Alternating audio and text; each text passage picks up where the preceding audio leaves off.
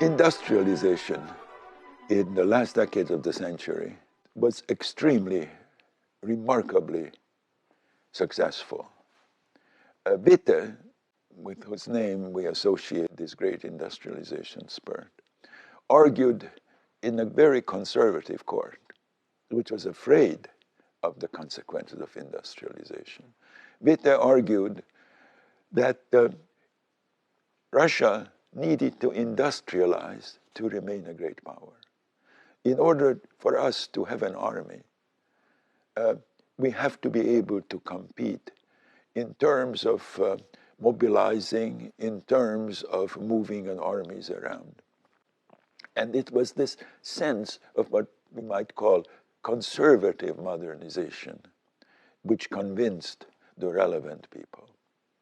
And indeed, what was happening, that Witte carried out a policy of heavily taxing the peasantry and thereby forcing the peasantry to sell their product, which then could be sold abroad, and Russia would accumulate a positive balance of trade.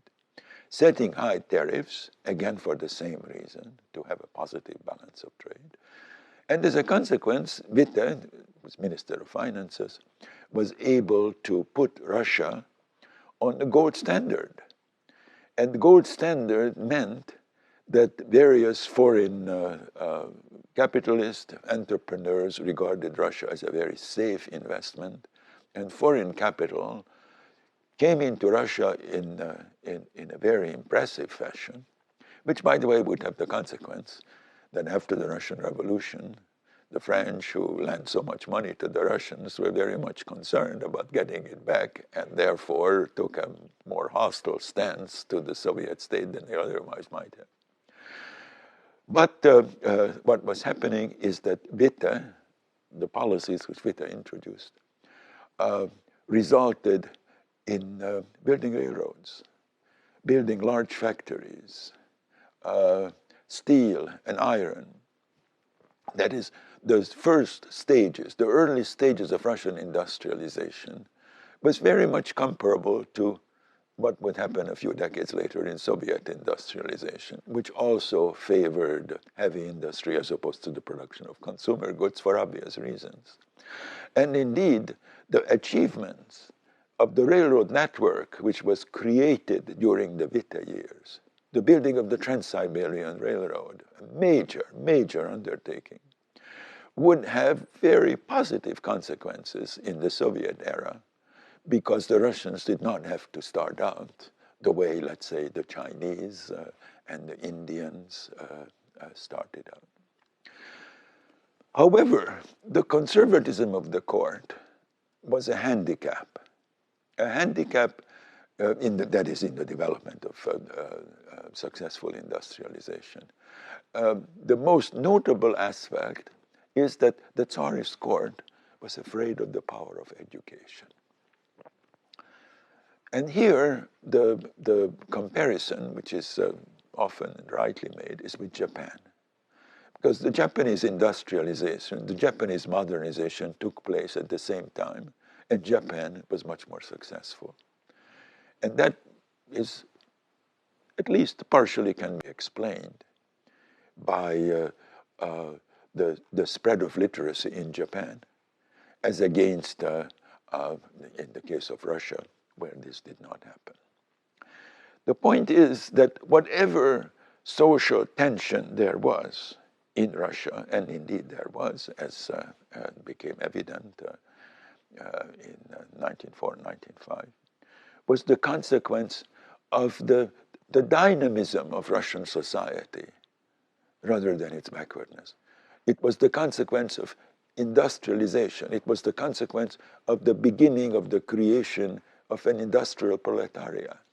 A proletariat which was very different from contemporary German, French, British proletariat, in as much as they had so close connection with the countryside. They were barely away from the countryside. The men came into the cities to work, leaving families behind, and periodically returned.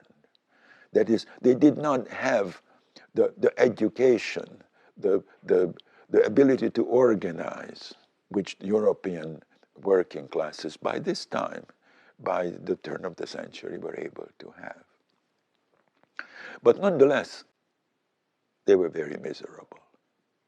And when Russia embarked on an unfortunate war, which was the consequence that the Russian court, the Russian ruling circles, regarded themselves as being part of the European civilization, and the spirit of it was imperialism, and Russia's expansion, Russia's future was to be in the west, in the Far East, and Witta's building of the railroad had something to do with it, because ultimately that meant that the Russians would be able to transport troops to the Trans-Siberian. And this was the source, that is Russian role in the Far East, in Korea, in China, as against Japanese interests, which resulted in the war, which ended so disastrously for the Russians. And the first Russian Revolution, the Revolution of 1905, was the direct consequence of that losing war, which undermined the authority of the state. And the revolution which was taking place had three constituent factors: the working classes, which called for a strike; the peasantry, which periodically occupied noble lands in the course of 1905 and 1906; and the army, which was on the verge of mutiny. And the reason that the revolution did not succeed is because these three entities were not only not united, the height of their activities took place at different times, which enabled the Tsarist court ultimately to prevail. But it prevailed by giving concessions, and thereby won over the semi-liberal bureaucracy, nobility, and gentry, by giving concessions. And the concessions were very significant. For the first time, Russia had a parliament, the Russians called it a Duma. Now, to be sure, the elections to the Duma took place on the basis of estate suffrage, which meant that the handful of landlords had almost as many, elected almost as many deputies than the vast majority of the Russian people, of the peasants. And the workers elected fewer than 2% of the deputies. But nonetheless, the consequence of the establishment of a parliament, a Duma, was that political parties could be and were formed. And that meant that platforms could be offered. And the Russian political spectrum became evident, came into existence, from the extreme right, which are on occasion described as quasi-fascist, that is, carrying out pogroms against Jews, opposing the parliamentary system as such, to the extreme left. And the extreme left, of course, is something which will be very significant for us, what we are going to discuss when we come to the discussion of the revolution. Russia was engaged in the struggle of the European powers as an equal. And the spirit and the thinking which we find in the Russian court was very significant, which we find in contemporary Europe. And so consequently, when the question of responsibility of the First World War arises, And the discussion of that topic is so voluminous. People really, from the very end of the war to our days, are debating who was most responsible for that war. Is perhaps misconstrued, inasmuch as it is striking to what extent people who were in position of power in France, in England, in Russia, in Germany, possess the same spirit and same thinking, and consequently, one might say, were interchangeable. That is, obviously, when the war came, nobody in the ruling circles of any of these countries foresaw what kind of war they were embarking on.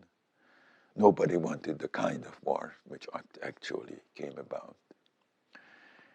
And Russia, the Russian state, was less able to mobilize than the other European countries, which ultimately resulted in the revolution. But the significant question which historians have discussed, was Russia modernizing before the revolution? And had the war not occurred, that modernization, just like in the case of Japan, might have been successful, and therefore the revolution was an unforeseen and unnecessary accident, and Russia could have grown into modernity. This is not my opinion.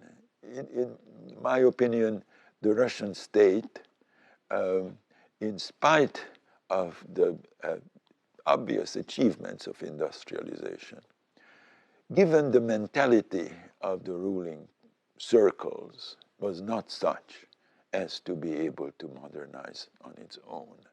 And consequently, it seems to me that the Russian state, because of the mentality of the ruling circles, was such that it was not appropriate in the 20th century world.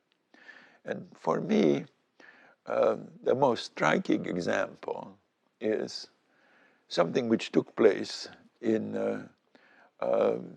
January 1917, when the British ambassador, Sir Buchanan,